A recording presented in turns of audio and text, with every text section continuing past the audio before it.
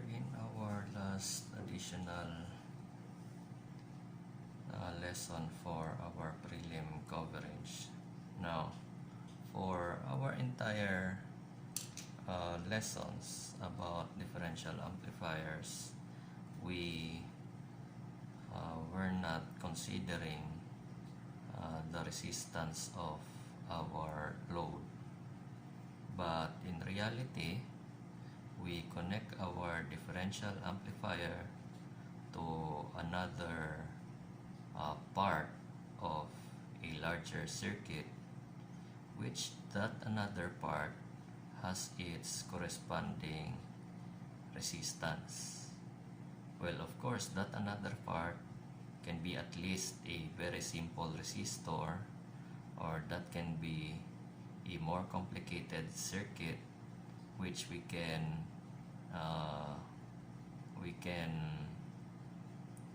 measure its resistance. So that's why we are having this additional lesson we call as loaded differential amplifier. So we have this example. It says, what is the load voltage when R sub L is equal to 15 kilo ohms? And then given that the equivalent AC R sub E prime is equal to 25 ohms. So that corresponds to the equivalent AC circuit of our transistor. So of course you're very familiar with the circuit already. This is a differential amplifier. This is just a single input. So because this second input here is grounded straight, so that means our input is not differential. Although our output is a differential, it's much like here that this is V2 and then this is V1, and then such that our output must be V sub 2 minus V sub 1. So of course the very difference with our previous example is that there is a connected resistor. So of course this is now the equivalent AC circuit for us to even more be clear of what we're trying to do. So the transistor here has an equivalent current I sub C, and then the emitter has an equivalent resistor R sub E prime, which is given, and then the base could have been connected to another part, but since what's connected is just a mere voltage DC source, so the DC must be removed in the AC analysis. So we also made it clear that we are getting the output from the V sub 2 minus V sub 1, which we call as the V sub O. So to solve for this, we first think of the circuit that as if it has no load. So we will start our solution with this equation for the gain. So of course this equation for the gain was already discussed in our previous lesson. It's simply the V sub out divided by V sub in, but of course without the resistor again. So if we rearrange that, our V sub out is equal to the gain times V sub in. So V sub in is not a problem because it's also the V sub 1 drawn here. And then, although the gain is yet to be solved. Now, of course, this can be derived. No? Later on when we have our exam, I may ask you to derive the formula for the gain for a certain situation for differential amplifiers. But I think I've shown you a summary of the gain equations for every situation. So situation I'm saying here is if the input is differential, if the input is V2 only, if the input is V1 only, and then crossed with the output is V2 only, output is V1 only, or output is differential. No? So for this case, we have a differential output, and then we have an input which is only at the left side na transistor. So we have a derived formula for that, R sub C divided by R sub E prime. So of course R sub E prime is given, R sub C is also given in our drawing, such that if we substitute in our first equation, then we will have an equation for V sub out in which all are now given. So at this point, this is very familiar to you, no? And it should be very familiar to you. This is just another example of our previous lesson. So substituting it all, we will have a V sub out of 3 volts. Meaning, if we do not have an R sub L here, then our output should measure 3 volts. Now, how do we incorporate the R sub L? We will be incorporating R sub L using Thevenin's theorem. So, in Thevenin's theorem, it says that the steps should be first, you remove the load in which voltage you want to measure. No? Sa pa you measure everything, you calculate everything, that as if this one is not existing. So that's why in our calculation in this part, we have done it the usual way, that as if we don't have the load. So and then after that, we will be measuring or calculating what is the voltage across this part, this load, this one that to be removed, if it's not existing. Which means this V sub O here, if RL is not existing, should be our Thevenin voltage. So such that our V sub out without the R sub L should be our V sub TH, or Thevenin voltage. And then we also would like to calculate or to measure what is the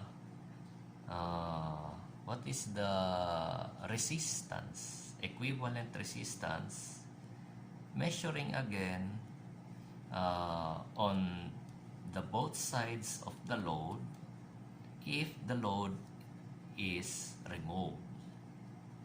No? So we're again assuming that R sub L is not existing, and then if what will be the equivalent resistance on both sides. So that's why also that I've shown you the AC equivalent, because it will be quite easy to picture out it here, no? And then for the R sub TH, it also says that we should measure the Thevenin resistance if we do not have all the voltage and current supplies, no? So meaning we will be assuming that voltages are equal to 0, current supplies are equal to 0 amperes. Well, of course, in our AC equivalent, first things first, the DC voltages are assumed to be 0. That's why you have VE here is grounded, VCC here is grounded. And then, but we have still this current supply, no? Because when we have our BJT transistor translated into its AC circuit equivalent, then we will have this T model. No? We are using actually the T model, although we also have another model we call as pi, no? So in T model, we have its equivalent current source. So this current source must be assumed to be 0 when we are measuring or calculating what is our Thevenin resistance. So when current is equal to 0, it's as if that this one is or this one breaks the circuit into two, no? So it's much like potol na siya diha, potol na siya diha, which means this lower part of the circuit does not exist. We only have this part when measuring our R sub TH. And then if we are measuring from this to this, it's much like that we only have our R sub C, two R sub C's connected in series to comply or to compose our Thevenin resistance. So that's why you have an equation here. R sub TH is just equal to twice of R sub C. So because it's the R sub C for the left plus the R sub C for the right, same value, so we just multiply it by 2. Although of course, if the R sub C's are not equivalent, then it should not be twice of R sub C. It should be the first value plus the second value, just to clarify. So substituting R sub C, we will have a Thevenin resistance of 15 kilo ohms.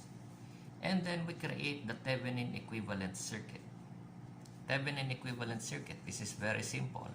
We have our Thevenin voltage, we have our Thevenin resistance, and on this part we can now include our load, the one that we removed in our prior calculations. So we will just have to connect them all in series, no? So TH voltage connect to Thevenin resistance, connect to load, and then of course that will just be a very simple series circuit. So the problem says that what is the load voltage? No? Obviously that means what is the voltage across our load, R sub L.